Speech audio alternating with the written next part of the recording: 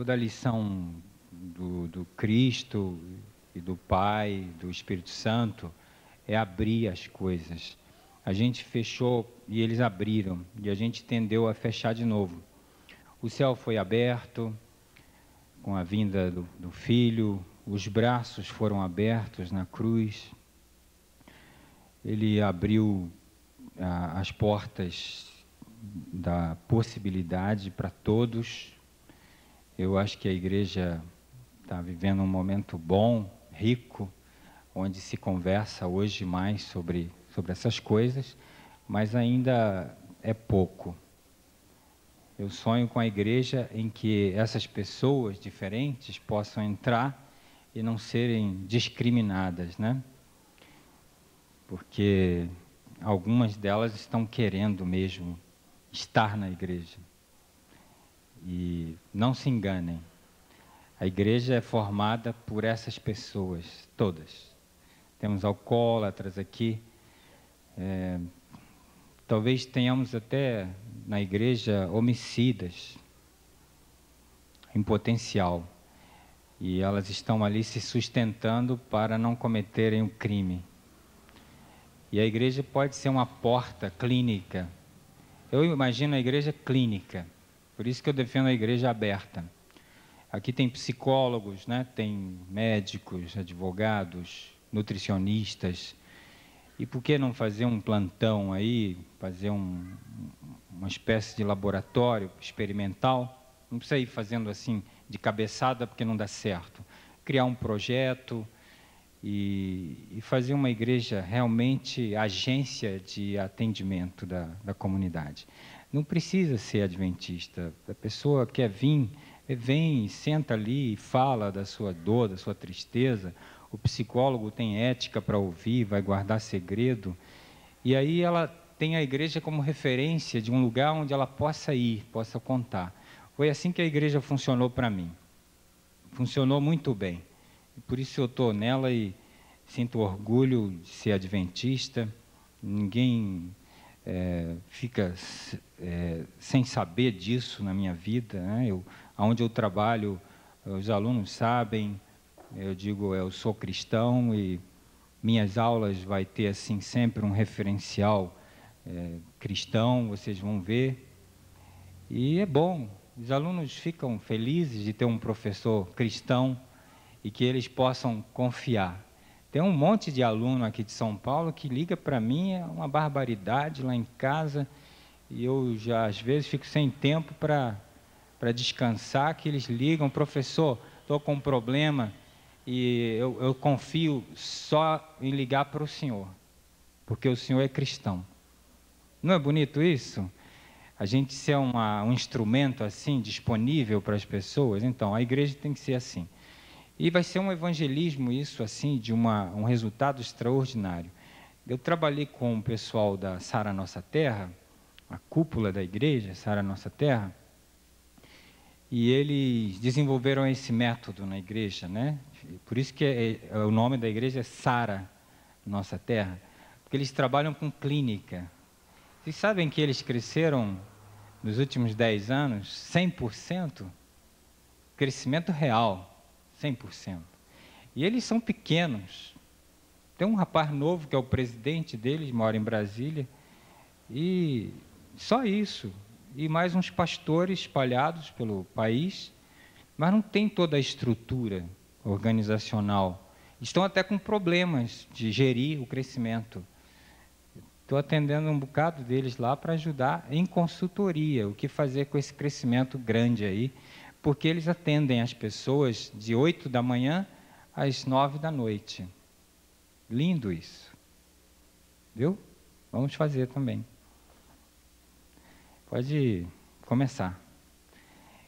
Então eu queria falar sobre as paixões, né? As paixões. Paixões tristes. Por quê esse tema, né? Só uma reflexão para a gente terminar, e aí vocês vão ficar pensando nisso aí o tempo que vocês quiserem. Porque eu não tinha percebido ainda essa tristeza no cristianismo até começar a ouvir as pessoas, a atender pessoas, a trabalhar em clínica, receber pessoas na clínica. E aí eu tenho uma mania de fazer estatística, fazer pesquisa, né? Tudo eu pesquiso. E pesquisas empíricas, sem muita rigidez no critério, mas elas funcionam.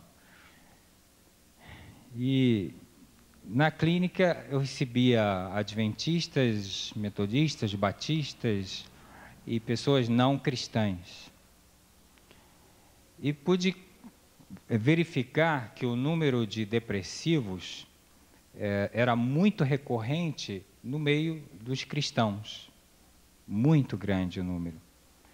E um número muito pequeno e de depressões bem localizadas, tipo, morreu a esposa. Claro, o marido vai sofrer. Entrou em depressão. E a rapidez com que esse sujeito saía da depressão no tratamento era muito maior, de maior qualidade que o cristão. Isso me interessou e eu fui investigar mais profundamente, entrevistando o depressivo, o paciente.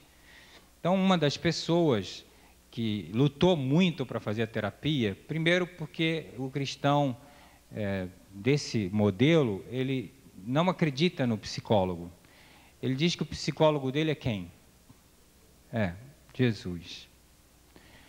E Jesus não é o psicólogo. Jesus, ele é tudo. Mas ele elegeu pessoas para receber dele esse talento e realizar esses trabalhos, né? Imagina se você está com a artéria entupida, a coronária entupida, e diz, meu cirurgião é Jesus. Você não vai fazer isso, tenho certeza. Porque você é pragmático, você vive no mundo ocidental da tecnologia. Você vai para onde? Você vai para o cardiologista operar o peito. E opera, abre, dói, mas faz a cirurgia. Por que não confiou em Jesus para desentupir a coronária?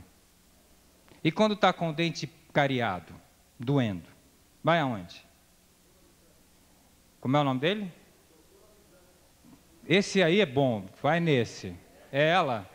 Está lá, a doutora ali. Vai nela, pronto. Por que não vai para Jesus? Entendeu? Olha onde eu quero chegar.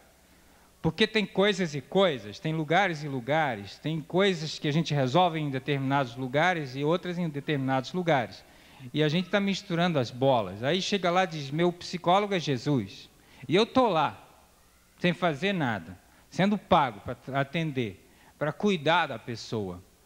E ela está lá andando pela clínica com roupão roxo. Roxo, a cor da depressão. Escuro, sombrio, dobrada, despenteada, esquisita, porque é a doença, ela não tem culpa, mas ela ficou assim e não quer ajuda. E ainda vai distribuir folheto de Cristo dentro da clínica para quem está saudável. Aí a pessoa vem e diz assim, uma pessoa que está bem, foi lá só para resolver estresse. Diz, não dá para você dizer para essa moça, para ela cuidar um pouco com esse negócio de Jesus, porque eu não vou aceitar o Jesus dela, olha como ela está. Tentou o suicídio. Coitada, ela não tem culpa de nada disso, viu, gente? Mas a gente está botando em questão pensar, uma reflexão sobre a doença. E aí um dia, com muito jeito, né, todo mundo no grupo dizia, por que você não marca uma consulta com o Clécio? Ele é tão simpático, né? Eu sou simpático, não sou? Sou amigo e tal, abraço o paciente, vamos lá e tal, só um pouquinho, não vai doer nada, só uma conversa. Não, meu psicólogo é Cristo. Isso eu sei, eu também acredito nisso. Mas existem algumas coisas que Cristo dá para a gente fazer para Ele, porque Ele tem muita coisa para fazer, né? Gente, aí a mulher conseguiu um dia dizer assim, depois de uma palestra que eu fiz, ela disse, eu posso falar um minutinho com o senhor? Eu disse, 1 minuto não, 1 hora, eu te dou 1 hora inteira. Ela disse, não, eu só quero 1 minuto. Ela estava com muito medo de falar comigo. Eu causo medo às pessoas, às vezes. O psicólogo causa medo. Porque o psicólogo, ao ouvir, ele vai devolver algumas coisas para a pessoa, para ela pensar. E isso dá medo. A gente morre de medo de pensar. A gente não quer se ver. A gente não quer saber o porquê daquele banco branco está sendo vigiado por um guarda. Para que saber disso? O guarda vai perder o emprego, o banco vai sair dali. Ainda tinha alguém que pintava o banco todo mês. Não queremos saber, né, o que está inquietando a gente. Aí ela teve uma conversa de 5 minutos que eu consegui esticar. E nesses 5 minutos eu fiz uma única pergunta para ela. Eu perguntei: o que você teme? Nossa, a mulher ficou pálida. Ela temia era essa pergunta. E foi para o quarto dela descompensada, reclamou logo na enfermagem, disse: ele é perigoso, ele é terrível. Aí a enfermeira foi lá e disse: ela está precisando que você visite ela lá no quarto. Ela está muito mal. Aí eu fui lá. Quando ela me viu, quis se esconder debaixo da cama. Peguei na mão dela e disse: vamos conversar, o que você está sentindo? Conta para mim. Qual é o teu sentimento? Ela disse: eu estou com medo. Medo de quê? Medo de ficar boa. Puxa, o que você está fazendo aqui na clínica? Estou com medo de ficar boa. Por quê? Porque eu tenho medo de...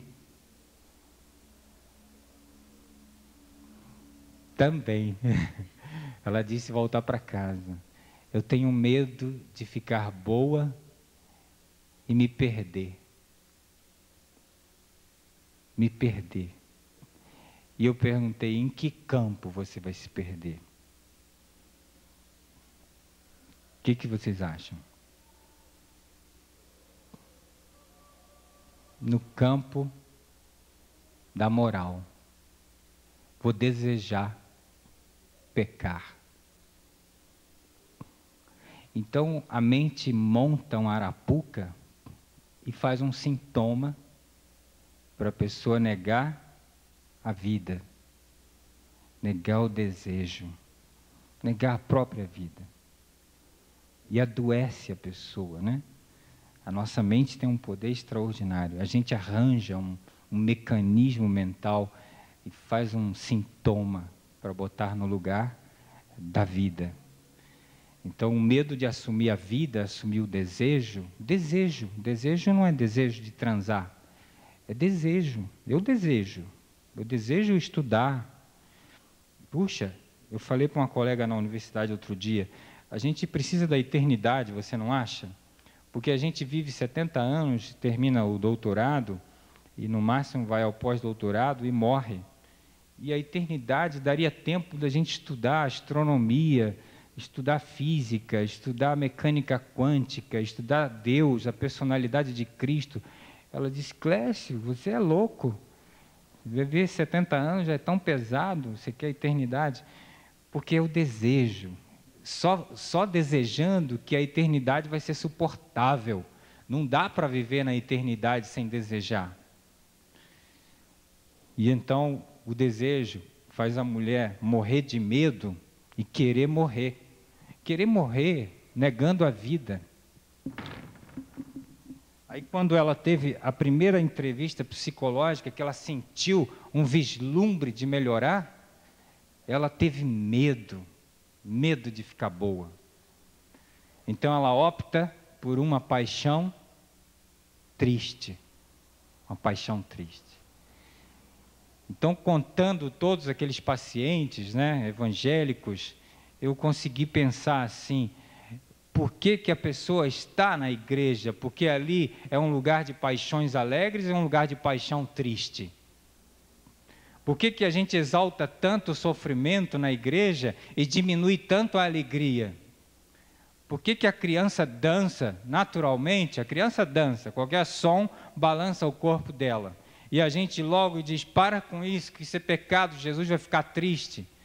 E ela está fazendo aquilo simplesmente porque ela é afetada pelo som, pela sonoridade. Por que que a gente nem bate palma quando ouve uma música bonita na igreja? Se a Bíblia o tempo todo diz louvai a Deus com palmas, com sons, etc. Hoje teve um violino tão lindo aqui, e terminou de tocar, eu pensei, estamos num funeral, não houve alegria, não houve festejo. Por que que a igreja ficou tão triste?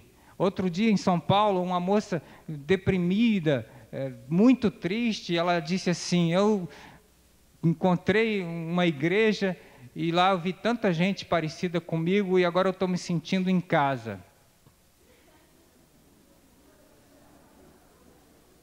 Por que que a gente investe tanto na tristeza?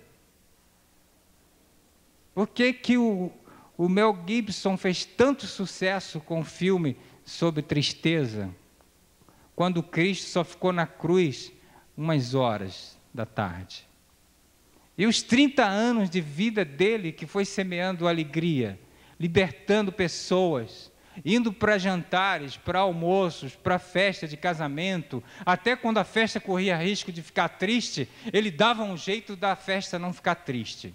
Ele ficava responsável pela alegria das pessoas.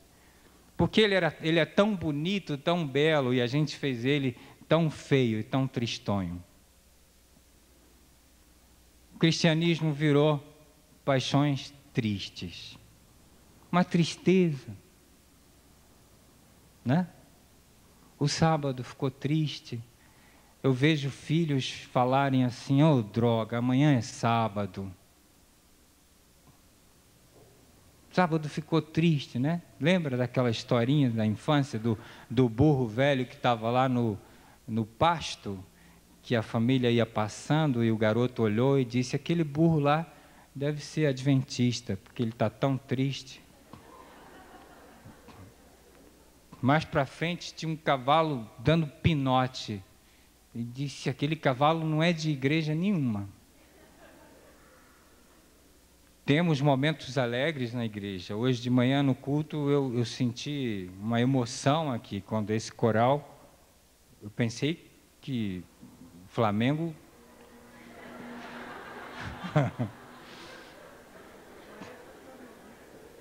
Mas o uniforme é alegre, viu? As cores do Flamengo são alegres. Não importa que tem preto ali. O preto é combinado com vermelho. É uma paixão alegre. É a maior torcida do Brasil. Tem torcedores até aqui, no sábado de manhã. Eu me emocionei quando vocês foram ali. Aquele momento é alegre, mas faltou um envolvimento da gente com o que estava acontecendo. Acontece coisas alegres no culto, mas não há um envolvimento da gente com a alegria do culto, né? A gente opta pela tristeza, pela amargura. Então não pode. Eu conversando com o Paulo, eu chamo ele de Paulo porque a gente é amigo e tal, pelo Paulo ali. Falando com o Paulo de que a gente é orientado por uma linha, né? Vocês imaginem um plano imenso, e a gente traçou uma linha no meio. Que linha é essa? É a linha do certo e do errado. É isso. Olha só. Isso deixa vocês pensando, né? O que ele vai falar sobre isso? Além do certo e do errado, existe o que mais? Tudo. Tudo mais, além da linha. E que a gente não vê, não vai ver, porque a gente está regido por uma linha, que não foi a Bíblia que traçou. Foi um sujeito esperto aí, um moralista, criou uma linha. Essa roupa está certa, essa roupa está errada. É o binarismo do nosso pensamento. Esse jeito de falar está certo, esse jeito está errado. Eu vou deixar para vocês aqui um conceito para vocês pensarem, que eu trabalhei com os pastores lá, eu vou deixar aqui. É o conceito de rizoma. O rizoma está ligado ao conceito de devir, que está ligado a um conceito de imanência. Bom, não dá para ver isso aqui, vamos ficar no rizoma. O que é um rizoma? Hein? Quem estuda biologia, botânica, é uma raiz, é uma batata, é uma gengibre, é um tipo de gengibre. Gengibre também é rizomático, mas o rizoma, propriamente dito, é uma raiz sem um centro organizador.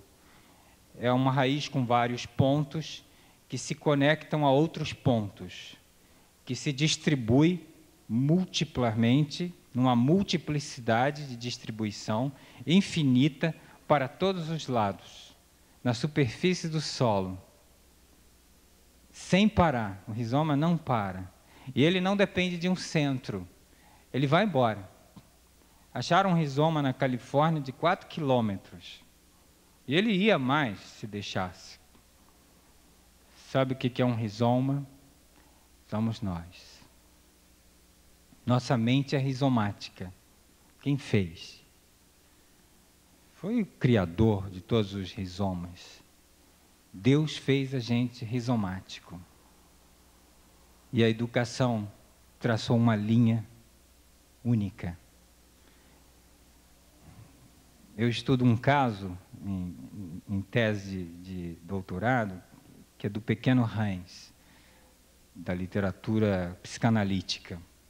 Esse garoto teve uma fobia a cavalos. Ia morrer. Por quê? A psicanálise não viu isso. A gente vê num outro campo. O garoto era saudável, super saudável. Ele queria o cavalo, ele queria a carruagem, ele queria o cabrito, ele queria a galinha, ele queria a ovelha, ele queria a coleguinha do lado, a coleguinha de cima, a coleguinha de baixo, a casa da frente, a casa de trás. Ele é rizomático, ele quer experimentar, tocar nessas coisas, ele quer saber como é que é. Porque nesse encontro rizomático vai nascer um outro movimento, uma outra multiplicidade de linha. Outra. Isso que a gente chama de devir. Ele só vai ter devir quando ele se encontra. Quando ele vai lá, quando ele vê, cheira aquilo, aquela pessoa, aquele cavalo, aquele animal. O devir pequeno Hans estava no cavalo. O devir cavalo no pequeno Hans. A natureza se transforma nesses encontros. Esses encontros rizomáticos. Tem um encontro espetacular que é com Cristo. Cristo é o rizoma dos rizomas, né? Quando Cristo diz, eu sou a videira, vós os ramos, ele está dizendo, somos todos juntos um rizoma. Olha só como cresce uma parreira para todos os lados, todos os recantos. Vocês vão dar frutos se estiverem ligados no rizoma, em mim. A única diferença do modelo da botânica para a espiritualidade é que a gente tem que estar ligado a um comando, que a gente não tem vida própria.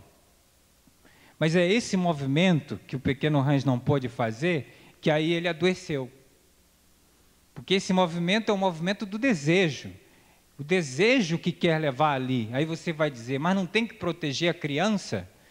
Tem, é claro, mas isso também não quer dizer que tem que encaixotar a criança. Empalar a criança, como no século XIV, XV, que a igreja empalava as crianças. Amarrava em caixote, porque criança incomoda mesmo. E aí o padre dizia, tem que amarrar para expulsar o demônio que tem dentro. E a criança ficava amarrada, e ficava com hematomas, e às vezes morria. E aí ele dizia, foi melhor assim, porque o diabo perdeu essa habitação aí. E a gente hoje empala também, dizendo, não pode, é feio, é pecado, Deus castiga, o coração vai ficar preto, hein? Olha isso, olha aquilo, papapá. Empalou. E aí a natureza rizomática morreu. E nós ficamos pobres, tristes, muito tristes. Como que a gente pode reverter isso? Se o Evangelho é uma mensagem alegre, né? Já contou quantas vezes os salmos convidam a gente para a alegria? Eu perdi a conta. É muitas vezes. E quantas vezes Cristo criou ambiente de alegria? Toda a vida dele. E a gente pegou a pequena parte da tristeza e exploramos a dor. Quantos sermões que exploram a tristeza, né? Tem uns especialistas em fazer chorar. Enquanto a pessoa não chora, não vai lá na frente chorando, ele não se sente bem. Eu quero felicidade. A igreja tem que ser invadida por um canto novo de alegria. Existe um momento de chorar também, mas a gente está explorando só a lágrima. Por isso que a gente tem atraído muita depressão. Porque a paixão triste, ela explora o sentimento de culpa. Culpa, você é culpado. Você é culpado. Você é culpado por sentir. E a gente carregando a culpa, a gente arranja um sintoma para expiar a culpa. Lembra quando Jesus pegou aquele homem e disse: perdoados estão os teus pecados? Ninguém queria que Jesus perdoasse pecado ali, queria que curasse o homem que não andava. Por que Jesus começou por aí? Porque o homem estava travado porque se sentia culpado. E depois que ele disse: perdoados estão os teus pecados, ele disse: agora levanta e anda, vai embora. Pega essa cama e vai embora daqui. Porque a culpa trava. E a gente exagerou na dose do sentimento de culpa. Puxa vida, que tristeza. Teve outro dia que eu levantei lá na igreja e fui embora, porque estava pesado demais. Ia ser difícil até almoçar naquele dia. Porque qualquer coisa o sujeito conseguiu incluir num complexo de culpa. Você é culpado. Quando a criança sentiu pela primeira vez o prazer de tocar o corpo, a gente inaugurou a culpa, dando um tapa na mão. Quando o garoto pegou no pênis, a gente disse: não mexe aí, senão manda o médico cortar.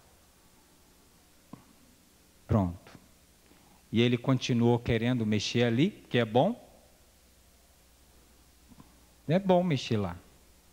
E aí ele se sentiu culpado. Como é que eu posso querer alguma coisa que minha mãe já demonstrou que Deus fica triste quando eu mexo? E a garota também, mexendo na vagina. Que culpa! E culpa de ter a vagina. E culpa de desejar. E culpa de ser mulher. E culpa de ser mãe, porque acha que foi uma mãe ruim. E culpa de ser pai. E culpa de ser pobre.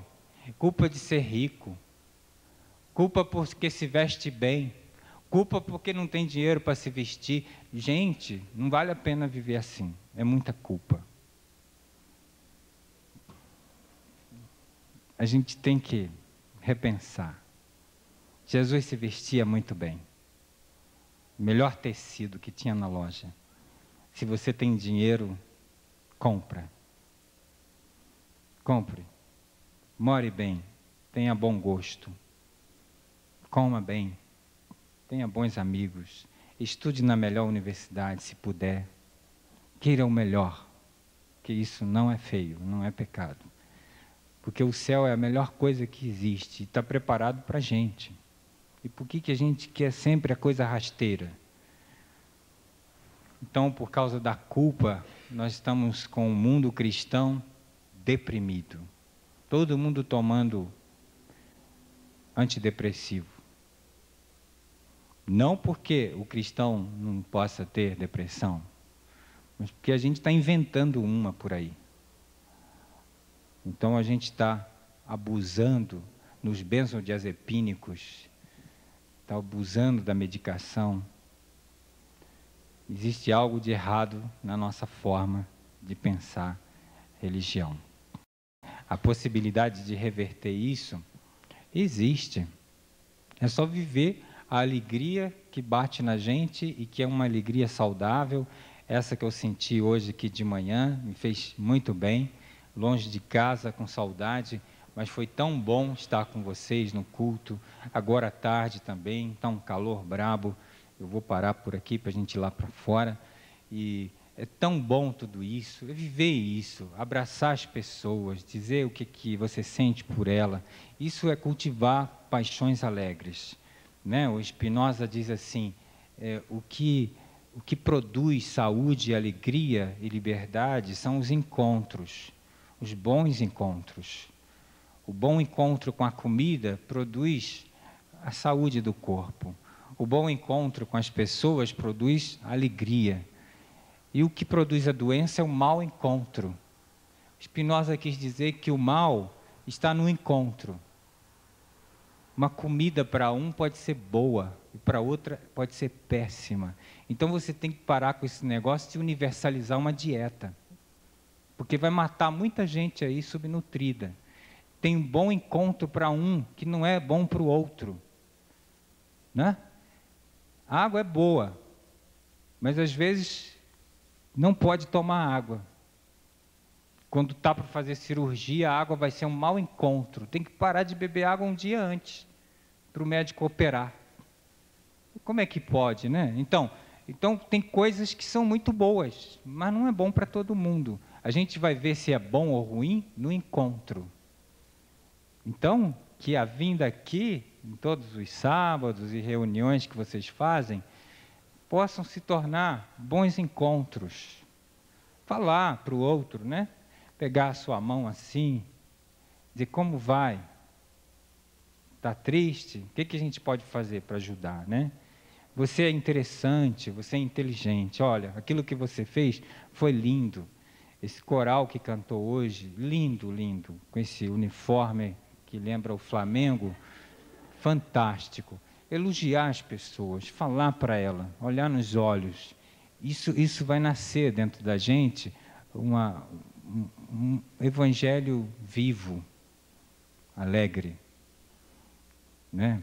Tocar as pessoas. A gente não se toca mais. Tá bom. Acabou. Eu queria terminar fazendo exatamente isso, dando um abraço, que vocês se abracem aí uns aos outros. Eu queria abraçar ao máximo possível aqui também, mesmo suado, não tem problema. E aí, depois a gente faz a oração. Oi.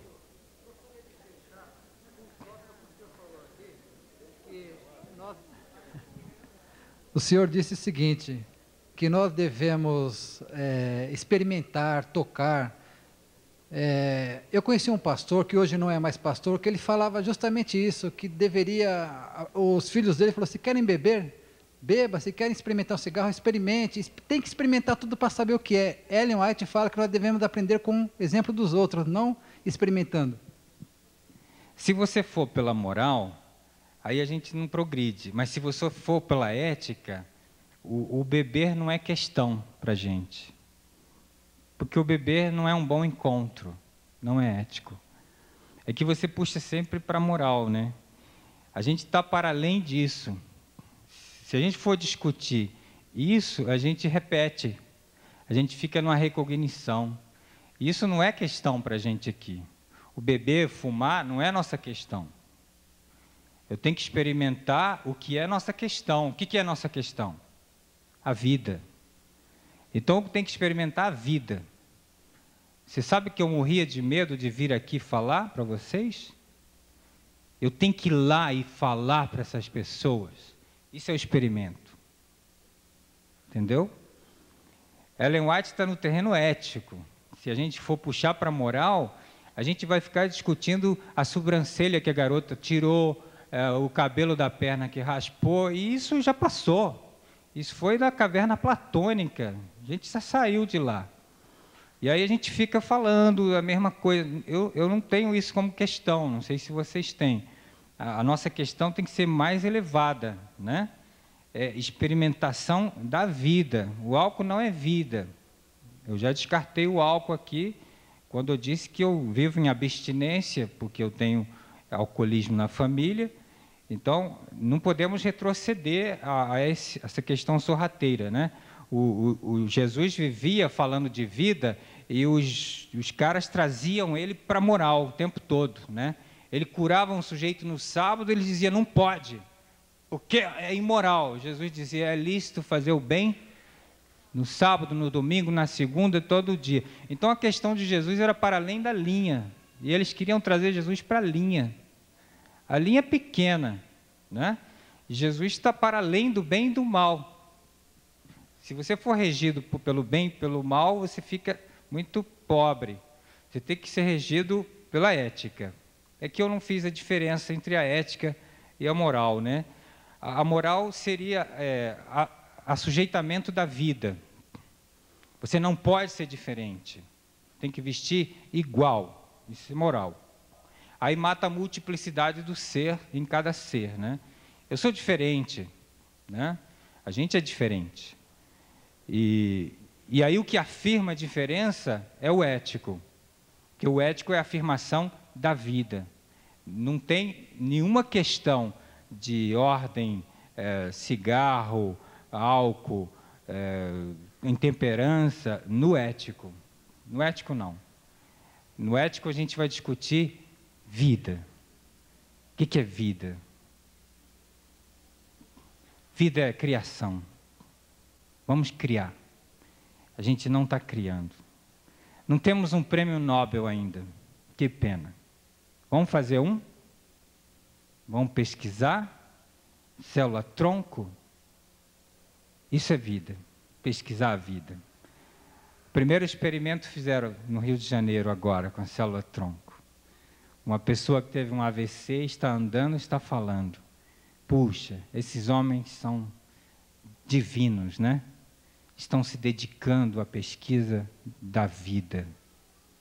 Enquanto outros estão discutindo tamanho de cigarro, nicotina.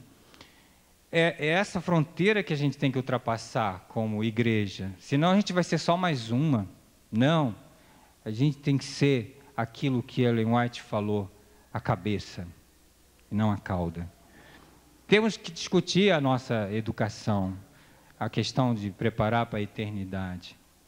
Temos que preparar para a terra, para as pessoas trabalharem, para pesquisar, criar soluções concretas para aqui e para a eternidade também. Porque se preparar só para a eternidade, nossos jovens serão desempregados. E eles não vão ter oportunidade. Seria botar em discussão essas questões. Essas outras não me preocupam. A promiscuidade não é uma questão para a gente. Promiscuidade é repulsiva. Não vamos discutir, porque não é o nosso caso. O nosso caso é um salto para frente. Como viver melhor? Entendeu? Você fica magoado comigo? Porque a gente ainda não trouxe para a igreja uma discussão sobre ética. Não tivemos. A gente é moralista, mas a gente nem sabe o que é. Quando a gente fundar um debate ético, a gente vai ver que a Bíblia é toda ética. Os homens eram moralistas na Bíblia, mas Deus estava sempre punindo o moralismo e enaltecendo o ético. Você acha que Deus ia concordar com o sacrifício de Isaac? Nunca. Porque o sacrifício de Isaac seria antiético, porque Deus é vida. Mas por que Deus levou Isaac àquele extremo de experiência? Para matar um moralismo desgraçado no coração do Abraão. Porque Abraão era um boboca imaturo. Deus disse para ele, você vai ter um filho, que vai ser um grande homem, vai ser responsável por uma nação inteira. E ele não entendeu nada, fez uma besteira de consequências irreparáveis. Então Deus queria tirar Abraão daquela miséria neurótica e levar para um estado de eticidade plena. A gente vive numa miséria neurótica coletiva, sofrendo uma mesmice, né? Ainda vejo gente por aí fazendo sermão contra o cabelo da perna da moça que foi raspado. Pelo amor de Deus, não dá mais para aguentar. Viramos o século, estamos no século 21. Vamos falar mais alto, mais elevado, que essas questões menores serão superadas, né? Outro dia eu falei na Igreja Central do Rio e disse, na eternidade, eu quero morar em Nova Friburgo. Um sujeito ficou brabo com isso, me pegou lá fora, disse, como você pode falar assim na igreja? Eu disse, a eternidade será aqui. E eu vou perguntar para Deus, onde é Nova Friburgo? Porque eu quero morar lá, em Muri. Um lugarzinho simpático em Muri, né? Você conhece. Quero morar em Muri. A minha casa em Muri tinha um riacho que passava bem no quintal. E eu dormia com aquele som daquela água. Tão bom. Então, o que a gente precisa, né? É tirar do mundo o mal. E aí a eternidade pode ser vivida aqui. E é assim que Deus vai fazer. Ele vai tirar o mal e vai estabelecer o reino eterno aqui. Eu quero morar lá em Muri. Muito bom. Vocês podem me visitar lá. Aí o sujeito ficou bravo. Por quê?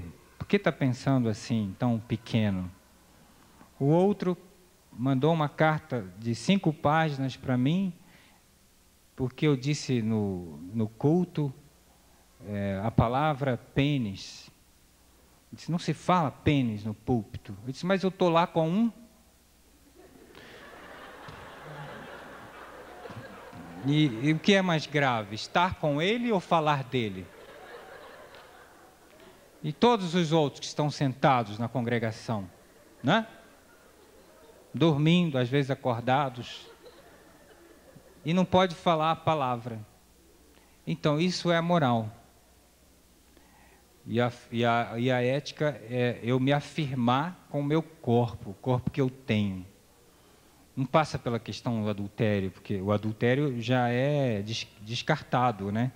Não é concebível o adultério na ética, porque o adultério seria contra os valores da vida, que vai machucar pessoas, vai doer, vai prostituir a relação.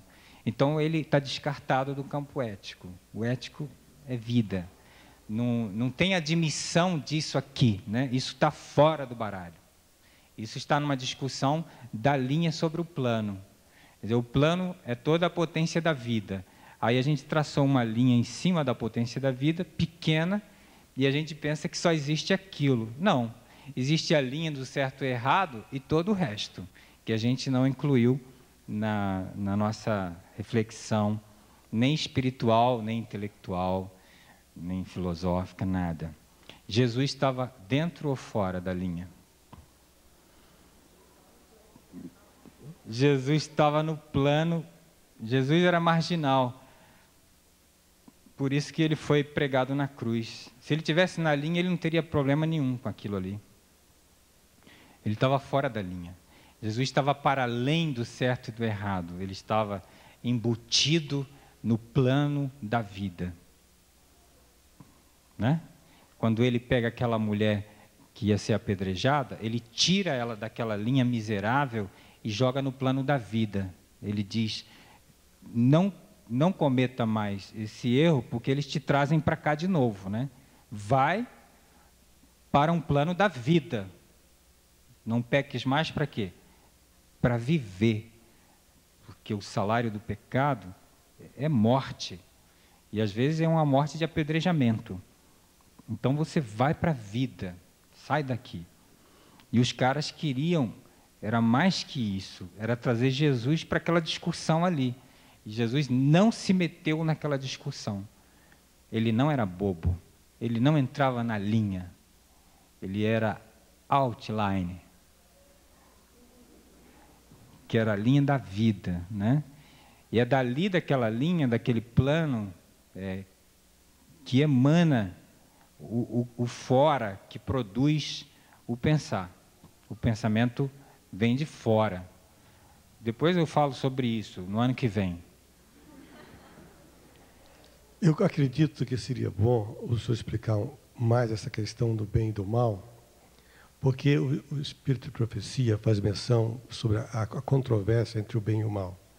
Eu entendo que essa controvérsia entre o bem e o mal, esse bem representa Deus e o mal representa Satanás, Lúcifer, que se rebelou contra Deus. E quando o senhor falou ali do bem e do mal, eu tenho a impressão que o senhor está falando de um outro bem e o mal. Não é do mesmo que se refere o Espírito de Profecia, quando faz menção a Deus e faz menção a Satanás, usando esses símbolos de bem e de mal para ambas as pessoas. Parece que o bem e o mal que o senhor quer dizer é um bem e o mal, mas na linha platônica. Me parece que é isso. Bem lembrado. Existe o bem e mal com L e bem e mal com U, né? O mal com U é aquele que faz mal à vida. Esse é a guerra do bem e do mal. Não é de um campo moralista, é de um campo ético. O que Lúcifer fez foi afetar a vida, afetar a ética. Ele criou um mal para a vida, um M-A-U. Mas não tem esse discernimento no texto, tradução de texto, no escritor, porque a inspiração divina, ela não derrota, ela não destrói a subjetividade humana. Então, Ellen White, a gente vai sempre escrever algo inspirado, mas dentro do nosso condicionamento subjetivo. Então, essa diferenciação, se o mal é com L ou com U, não passa pela cabeça de Ellen White, nem por Daniel, nem por Zacarias. Não. Isso cabe a nós pensarmos e chegarmos a esse nível de discernimento para saber o que é bem e o que é mal. O que é bem é o que aumenta a potência da vida. E o que é mal? É o que diminui a potência da vida. É o que faz mal à vida. Então, se o álcool diminui a potência da vida, é mal com U, é mal para a vida. Não é mal com L, do ponto de vista, é um cachaceiro miserável. É um desprezível, que aí é mal com L. A gente está vendo o sujeito com um olho moralista, aí despreza ele. No caso do homossexualismo também. O que é bem e o que é mal? Aquela ação do sujeito que vai diminuir a potência da vida dele, seria a ação que o degenera, é mal com U. É esse conflito entre o bem e o mal, que Deus representa o bem para a vida, porque Deus é o criador da vida, não o bem de um ponto de vista moral. Clécio, você tem que usar paletó e gravata, porque isso é que é o certo. Não, porque lá numa tribo de índio é uma tanga, e Deus respeita. O mal é o que você usa na tua vida que te destrói, que te degenera, que diminui a tua capacidade de viver, de ser vivente, inteligente, etc, etc. Essa guerra, que o que Satanás atenta é contra a vida, ele tem ódio pela vida. Ele tem um ódio desgraçado pela vida. E Cristo, e o Criador da vida, ama a vida, porque eles são vida, né? Eles não podem se voltar contra eles próprios, eles são a própria vida. Então, a vida que eles criaram na gente, que somos modos da vida divina, tem que ser preservada, e o projeto de Deus é em favor desse ser vivente, inclusive do carrapato, que o carrapato é vida. E a diferença entre a gente e o carrapato é notória. Que o carrapato é carrapato 100%, ele não abre mão de ser carrapato. Ele é carrapato o tempo todo. Por isso que ele é temível. E nós somos humanos 15%, 14, 20, a gente abriu mão. A gente, horas, vai para o terreno animal, que é tudo isso que você estava levantando, da promiscuidade, da perversidade, e horas a gente quer ser anjo. E fica numa crise de identidade. Não, nós somos humanos. Foi assim que Deus quis que a gente fosse. Ele fez humano, ele se dobrou no chão e fez um ser humano. Assim, encantador como a gente é, ser humano. Não somos anjos. Que bom, somos seres humanos. Não dissolve nenhum conceito nosso, só confirma. E essas nossas doutrinas, elas são intocáveis, elas são perfeitas. A gente só precisa ler com um olhar ético e não moralista. Oi.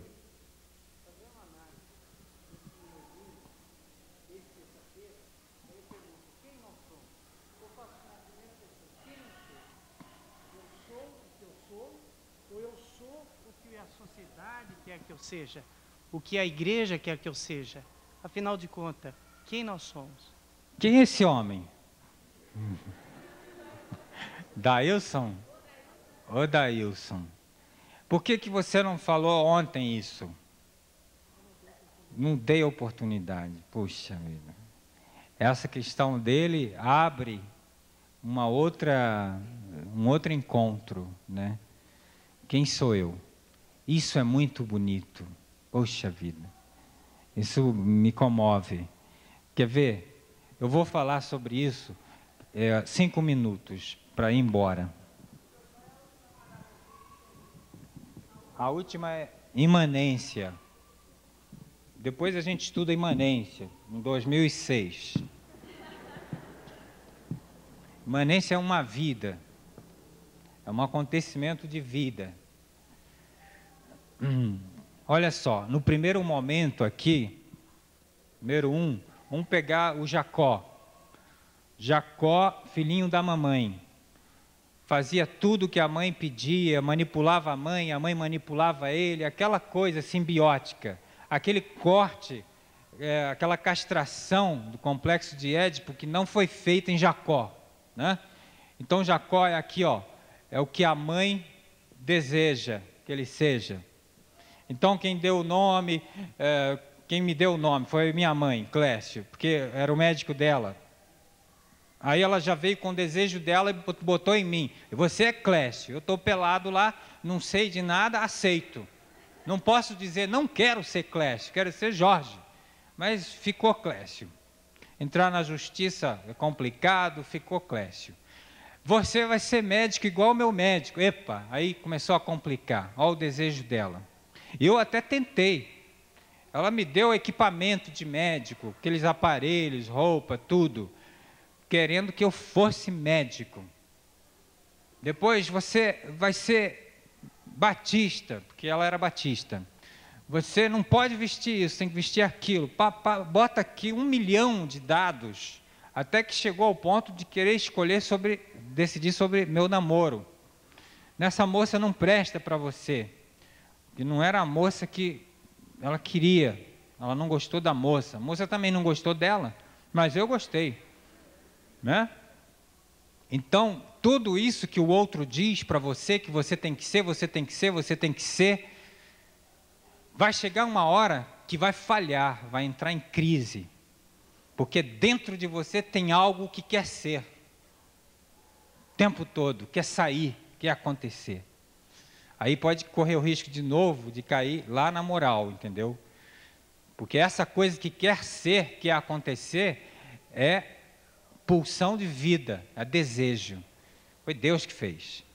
Botou dentro da gente essa coisa que inquieta, fustiga. E o outro vai e diz, você tem que ser o que eu quero, né? Tem um pai no Rio, um médico famoso, mandou o filho para terapia lá, pagou. Se eu pago o dobro, mas eu quero que você mude a cabeça do meu filho. Ele quer tocar violino, eu quero que ele seja médico, cirurgião cardíaco. Vamos ver o que é que seu filho quer. Mas eu que vou pagar. Eu disse, não paga. quando ele se formar, ele me paga. Porque você não pode me comprar em fazer a cabeça do menino. Aí ele já não quis, não, então ele não faz terapia com você. Aí o garoto tinha ouvido a conversa, diz, eu quero é com ele. E aí veio, e não tinha dinheiro para pagar, e o pai não pagava. Eu faço, depois tu paga.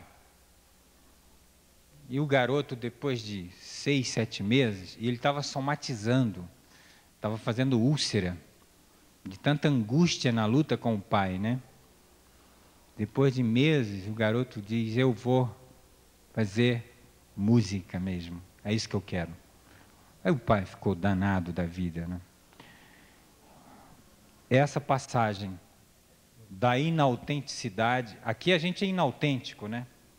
Porque a gente não é o que a gente é, não é o que a gente quer ser.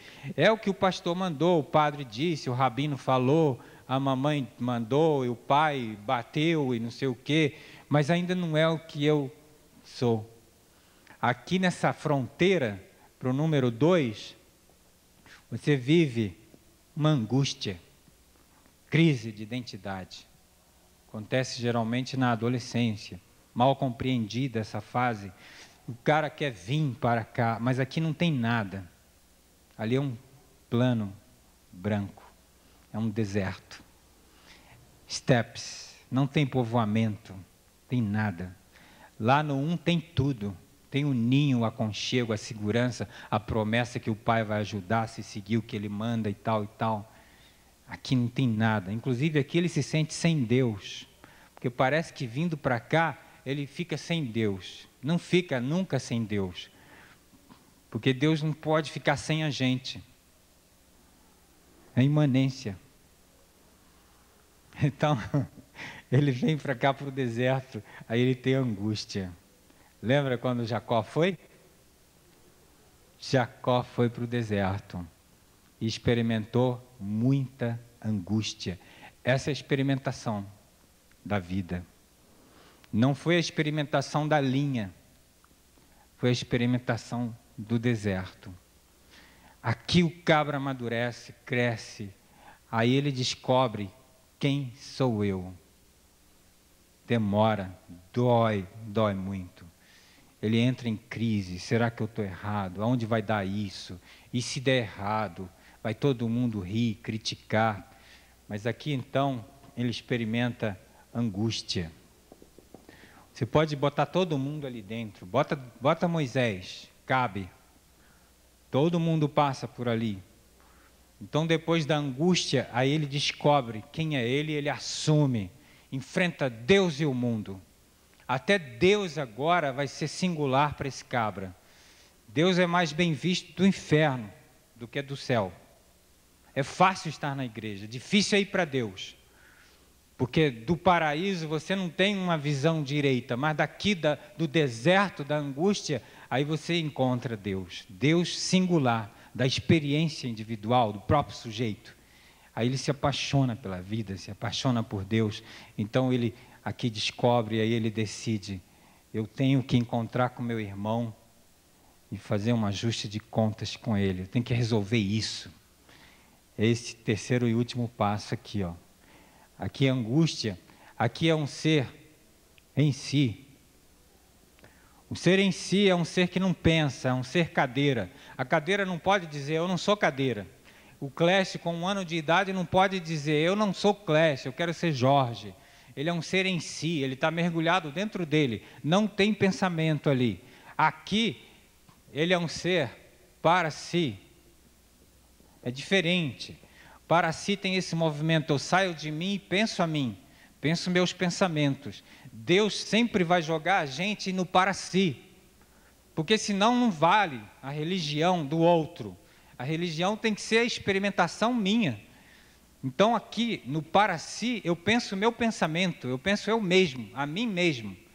E aí aqui, então, finalmente no último, eu sou para si, para o outro. Então eu faço uma síntese do que fizeram comigo e o que eu vou fazer com o que fizeram comigo, e então eu retorno. Aí é um sujeito autêntico aqui no número 3. Aí é um sujeito danado esse. todo mundo tem medo dele. Ih, lá vem ele. Cuidado que ele fala o que sente. Cuidado que ele fala, hein? Ele dá nó em pingo d'água. Esse sujeito a gente precisa muito desse sujeito, né? No mundo hoje. É o cabra que não se compra nem se vende, que é tão fiel ao dever como a bússola é ao polo. É esse aqui, que a gente falou ontem, né? Isso é o ético. Jesus era esse sujeito aqui. Jesus foi para o deserto, não porque precisasse, mas porque a gente precisava que ele fosse ao deserto. Ele ficou lá. Parece que a maior parte da vida dele, ele ficou ali no deserto.